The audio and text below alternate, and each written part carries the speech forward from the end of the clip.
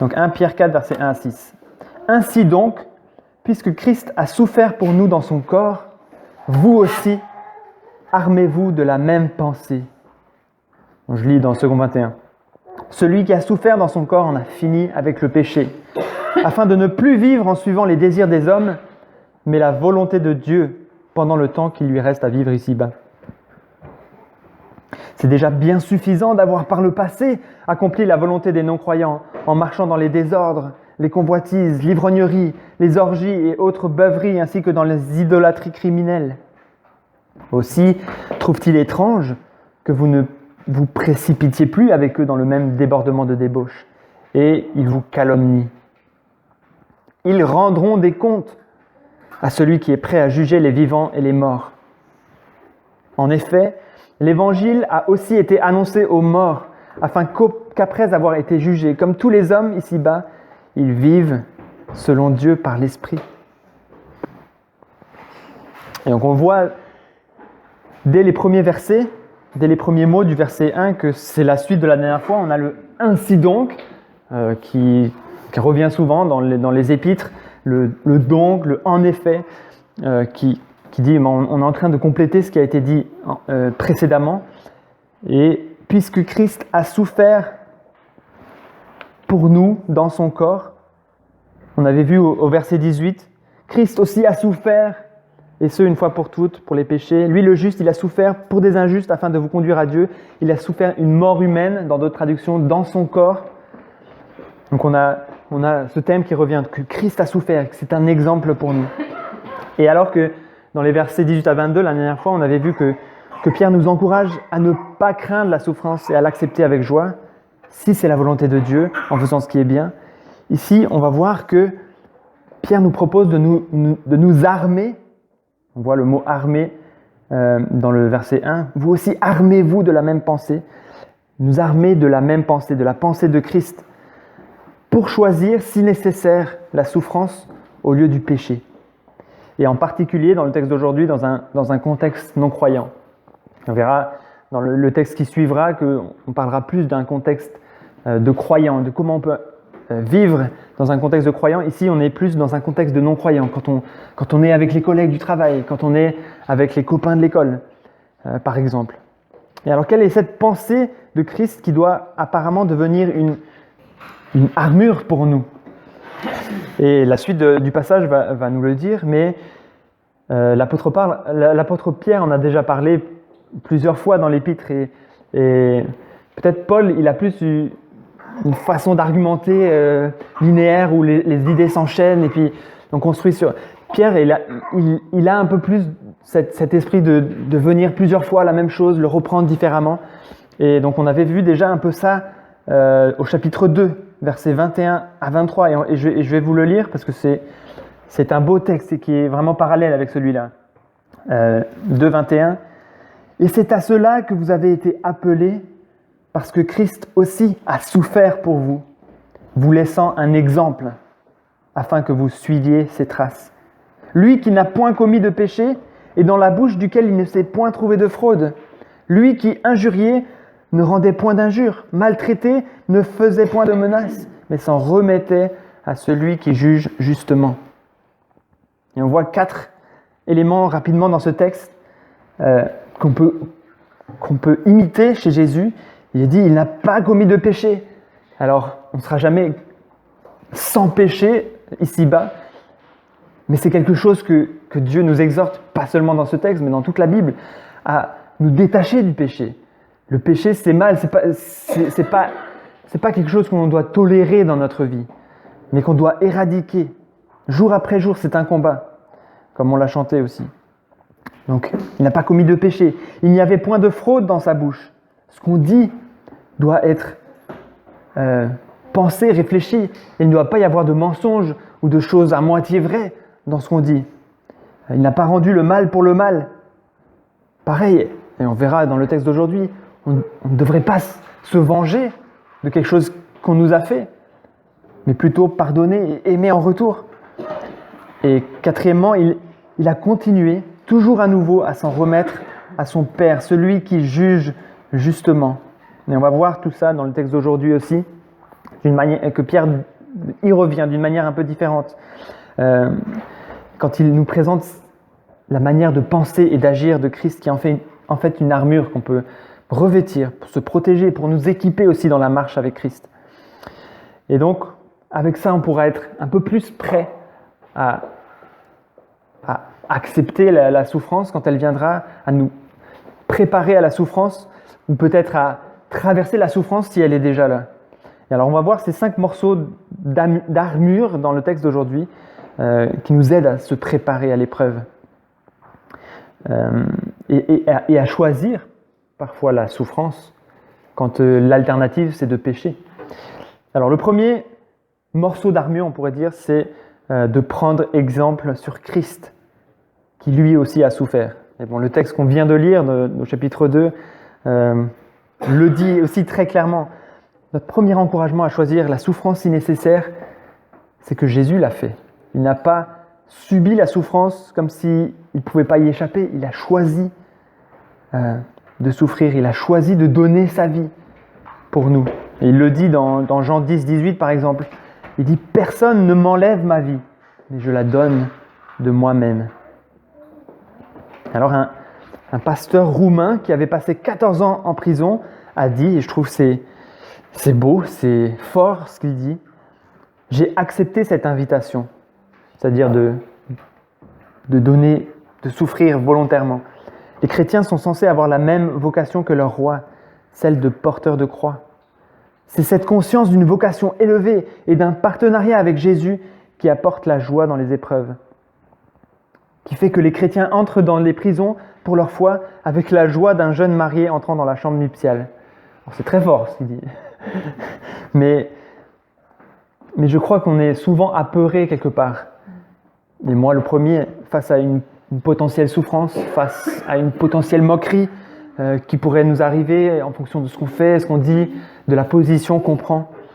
Mais alors, dans ces situations-là, n'oublions jamais que Jésus a volontairement choisi de souffrir pour nous. Mettons-nous dans la même équipe que Jésus. Donc, ce premier morceau d'armure, prenons exemple sur Christ, qui lui aussi a souffert. Donc, on voyait ça au verset 1. Puisque Christ a souffert pour nous dans son corps.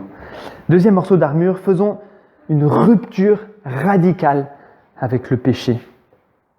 On voit ça au verset 1 et 2. Qu'est-ce que ça veut dire la phrase au verset 1 Vous aussi, armez-vous de la même pensée. Celui qui a souffert dans son corps en a fini avec le péché. Est-ce que ça veut dire, et je crois que j'ai déjà répondu un peu précédemment, qu'on peut être débarrassé du péché à 100% dans notre vie sur cette terre? Oui? Non?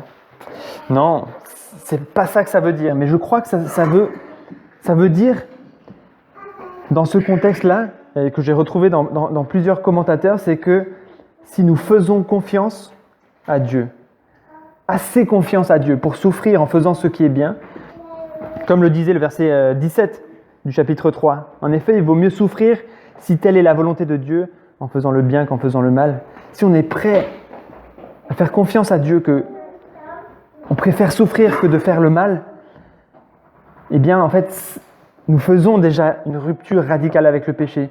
Nous en avons en quelque sorte fini avec le péché. Nous ne sommes plus esclaves du péché. Nous avons pu faire ce choix de ne pas succomber à la tentation de pécher, mais de souffrir à la place. Et donc, ça serait comme un indicateur que nous sommes libérés du péché. Je pense que c'est comme ça qu'on peut le comprendre. Mais je vous laisse continuer d'étudier ce texte. C'est toujours bien de nous plonger aussi nous-mêmes dans le texte biblique et essayer de comprendre vraiment ce que ça veut dire. Et donc si nous arrivons au point de souffrir pour faire ce qui est bien, nous en avons fini avec le péché. Je dirais que c'est ça le sens de sa phrase. Et donc cette rupture radicale est décrite au verset 2, mais aussi, on verra par la suite, au verset 3 et 4, afin de ne plus vivre suivant les désirs des hommes, mais la volonté de Dieu, pendant le temps qu'il nous reste à vivre ici-bas. Lorsque nous souffrons pour ce qui est bien, pour faire ce qui est bien, C'est un signe que nous avons renoncé au désir charnel, au désir humain, pour prendre vraiment la volonté de Dieu à cœur, comme valeur suprême. Et alors peut-être, à certains moments, nous sommes tentés par Satan de faire ce qui est mal, d'envier notre prochain, d'être jaloux de quelqu'un, de voler, de se venger peut-être, de retomber dans nos travers, peut-être devant notre ordinateur ou notre téléphone, tenter de regarder des choses que l'on ne devrait pas regarder. Peut-être lorsqu'on devrait prendre position devant nos copains ou nos collègues et on sait qu'on va être moqué ou mal regardé et on entend quelque part dans notre oreille Satan nous dire mais pourquoi se priver de ce plaisir ou pourquoi ne pas mentir un petit peu pour éviter ce gros pétrin ou pourquoi ne pas aller de l'avant et acheter cet objet que tu convoites depuis si longtemps ou pourquoi ne pas chercher à obtenir justice en rendant la même injure que celle que tu viens de recevoir. Et là, on peut lui répondre, et je reprends quelque chose que j'ai vu dans un article de John Piper, on pourrait lui répondre, le Fils de Dieu a souffert, vraiment souffert, pour me délivrer du péché. Je ne peux pas croire qu'il ait souffert pour me rendre malheureux. Par conséquent, ce pourquoi il est mort doit être plus merveilleux que les jouissances du péché. Depuis que j'ai confiance en lui, ma vulnérabilité à tes séductions, Satan, s'est flétrie et est morte. Satan, va-t'en. Ma bouche ne bave plus quand je passe devant ton magasin de bonbons. Ça, c'est l'illustration qu'il avait prise. Et c'est une illustration qui correspond bien à mon cas. Mais du coup, je nous encourage à nous armer de cette pensée-là. Jésus a vraiment souffert pour mes péchés. Et je veux m'en séparer radicalement, même si ça signifie que je vais souffrir. Ça, c'était le deuxième morceau de l'armure. Le troisième morceau arrive un peu plus loin dans les versets 3 et 4. Et on pourrait dire c'est n'importe quelle quantité de péché passé est suffisante. C'est assez. C'est un peu bizarre comme phrase, mais c'est ce que le texte dit. Verset 3, c'est déjà bien suffisant d'avoir par le passé accompli la volonté des non-croyants en marchant dans les désordres, les convoitises, l'ivrognerie, les orgies et les autres beuveries, ainsi que dans les idolâtries criminelles. Elle est un peu étonnante cette phrase. C'était déjà bien suffisant d'avoir par le passé accompli la volonté des non-croyants. Mais c'est vrai, c'est bien suffisant d'avoir péché dans les temps passés. Maintenant, ça suffit, c'est assez. Mais ne le faites plus, ne le faisons plus, mais souffrons plutôt s'il le faut. Et alors on peut s'armer de cette pensée. N'importe quelle quantité de péché passé est suffisante. Si vous avez péché un peu avant de vous convertir, c'est assez. Si vous avez péché, vous êtes enfoncé dans le péché pendant des années avant d'être sauvé par Jésus, c'est aussi assez. Vous ne pouvez jamais avoir si peu péché pour dire « Ah, allez encore un petit peu et je m'arrête ». Donc Pierre nous invite à nous armer de cette pensée. Le temps que vous avez passé à pécher est suffisant. Maintenant, il est temps de faire la rupture, de choisir la volonté de Dieu et de souffrir s'il le faut. Verset 4. La souffrance qu'il a en tête ici, c'est les calomnies des gens qui, autrefois, vous avez avec eux dans leur groupe et dans leur péché, et maintenant ils trouvent étrange que vous ne vous précipitiez plus avec eux dans le même débordement de débauche. Ils se moquent de vous peut-être, ils vous haïssent, parce qu'en ne les rejoignant plus dans leur péché, vous leur faites comprendre implicitement qu'ils font ce qui est mal. Donc, vous considérez ce qu'ils font comme mal. Et alors, on peut prendre des exemples, et pour les jeunes, je pense que c'est particulièrement un défi quand on est à l'école et que les copains nous invitent à aller boire de l'alcool avec eux, ou peut-être ils racontent des blagues déplacées et on est invité quelque part implicitement à rigoler avec eux.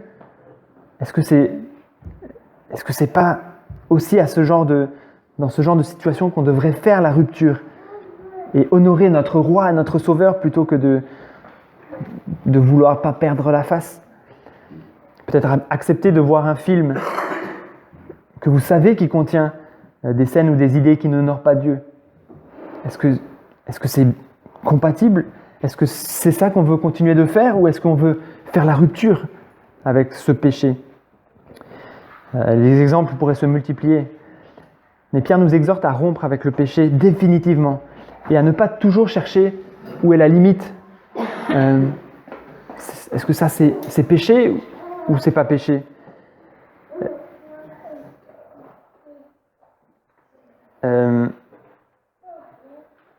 Est-ce qu'on a le droit de faire ça? Est-ce que ça c'est permis dans la Bible ou c'est interdit? Et je me rappelle d'un Pulse, je pense que j'en ai déjà parlé à Marc, où on était allé avec le groupe de jeunes voir Pascal Herman qui nous avait prêché sur le thème d'être fêlé pour Dieu. Alors c'était, je ne sais pas si certains d'entre vous étaient là avec nous, mais c'était pas juste être fou pour Dieu et aller être à fond pour Dieu, mais l'idée c'était être fêlé, donc être comme un vase qui est fêlé, laisse passer la lumière quelque part. Et donc la lumière que l'on reçoit du Seigneur, qu'on puisse aussi la retransmettre, qu'on soit fêlé pour Dieu pour que la lumière traverse et puis puisse aussi éclairer ceux qui nous entourent. Et il nous avait exhorté à ne pas être toujours là en train de chercher la limite. Bon, est-ce que j'ai le droit de faire ça? Est-ce que la Bible, elle dit, est-ce qu'on a le droit de faire ça avant le mariage, par exemple, dans la relation gars-fille? Ou est-ce que j'ai le droit de regarder ce film? Je sais, il n'est pas terrible, mais est-ce que c'est vraiment péché? Je ne sais pas. Est-ce qu'on devrait être là, à la limite, en train de se demander, est-ce que j'ai le droit d'aller là ou pas là? Ou est-ce qu'on devrait être de l'autre côté, en train de dire, mais qu'est-ce que Dieu veut que je fasse? Qu'est-ce que Dieu veut que je fasse pour lui? Quelle est la volonté de Dieu pour moi dans sa vie, dans ma vie? Et j'avais vraiment été percuté par cette idée-là qu'on est bien trop souvent en train de chercher la limite, on ne veut pas pécher quand même, on ne veut pas faire ce qui est mal, mais on ne pense pas, mais il faudrait faire ce qui est bien plutôt. Même si ça veut dire être moqué ou être calomnié ou souffrir pour ce que l'on fait. Et je m'exhorte le premier à aller dans cette direction-là. Nous éloigner, nous séparer du péché. Ça, c'était le troisième morceau d'armure. N'importe quelle quantité de péché, ça suffit. On ne veut plus y toucher, on ne veut plus s'approcher. Quatrième morceau, verset 5. On en a parlé aussi dans les textes qu'on a lus auparavant. Le verset 5. Ils rendront des comptes à celui qui est prêt à juger les vivants et les morts. Et quand vous subissez des injustices, quand vous souffrez injustement parce que vous avez décidé de ne pas pécher, ou même dans bien d'autres situations, on peut subir des choses injustes. Et on pourrait penser à la crise sanitaire et certains diraient que c'est injuste ce qui se passe. Mais dans tous ces cas-là, est-ce qu'on doit avoir de la rogne, envie de se venger de ce qu'on nous a fait, réfléchir comment on pourrait rendre le mal pour le mal? Je ne crois pas. Et je pense que c'est ça que Pierre veut dire par ce verset. C'est pour dire la justice sera faite, même si on ne la voit pas maintenant, même s'il y a des situations qui nous paraissent complètement injustes et qui nous mettent en colère. Et parfois, on a raison d'être en colère. Si il y a de la maltraitance qui arrive, mais on n'a pas besoin de rester en colère parce qu'on sait que Dieu va faire justice. Les méchants seront punis, mais au contraire, nous avons besoin de laisser la justice à Dieu. Et nous, de notre côté, de pardonner et d'aimer. Et ça, c'est pas forcément facile, mais c'est ce que Dieu nous exhorte à faire et ce que Jésus nous a dit. Et je relis un passage qu'on a lu cette semaine aussi, dans Matthieu 5, verset 44. « Mais moi, je vous dis, aimez vos ennemis. Bénissez ceux qui vous maudissent, faites du bien à ceux qui vous détestent, et priez pour ceux qui vous maltraitent et que vous persécutent, afin d'être les fils de votre Père céleste. En effet, il fait lever son soleil sur les méchants et sur les bons, et il fait pleuvoir sur les justes et les injustes. » Et au verset 11 et 12 du chapitre 2, Pierre nous avait déjà exhorté à faire ce qui est bien pour gagner à Christ les païens qui nous entourent. Je vous relis les deux versets. Bien-aimés, je vous encourage, en tant que résidents temporaires et étrangers sur la terre, à vous abstenir des désirs de votre nature propre qui font la guerre à l'âme. Ça correspond aussi à ce qu'on a vu aujourd'hui. Ayez une bonne conduite au milieu des non-croyants, afin que là même où ils vous calomnient, même mot, comme si vous faisiez le mal, ils remarquent votre belle manière d'agir et rendre gloire à Dieu le jour où il interviendra. Et ce n'est pas en cherchant la vengeance pour leurs calomnies et leurs persécutions que nous pourrons les amener à Christ, mais bien en les aimant malgré tout, parce que nous savons que justice sera faite par notre Dieu, soit au travers de la croix, et là c'est la bonne nouvelle pour ces personnes-là, ça veut dire qu'ils ont été sauvés, soit au travers de la punition éternelle. Alors armons-nous de cette pensée qu'il est préférable de souffrir en faisant ce qui est bien, de pardonner à nos persécuteurs et de les aimer, et de laisser le jugement à Dieu, la vengeance à Dieu. Et on arrive au 5e morceau d'armure, le verset 6. Assez difficile à comprendre, en tout cas pour moi, au premier abord. En effet, l'Évangile a aussi été annoncé aux morts, afin qu'après avoir été jugés comme tous les hommes ici-bas, ils vivent selon Dieu par l'Esprit. Et ce mot « mort », certains l'ont compris comme faisant référence à la même chose qu'on avait vu la dernière fois, ces esprits en prison, et que c'est peut-être Jésus qui est parti en enfer prêcher la parole à ceux de l'époque de Noé. Mais certains utilisent aussi ce verset pour soutenir cela, mais je ne pense pas que ça soit juste. Il semblerait que ce mot « mort » ferait plutôt référence à des chrétiens à qui l'Évangile avait été annoncé et qui sont maintenant morts. Et la traduction Sommer a fait ce choix d'ailleurs de rajouter le mot « maintenant », ce qui la rend bien plus compréhensible. Je vais vous lire dans Sommer, le verset 6.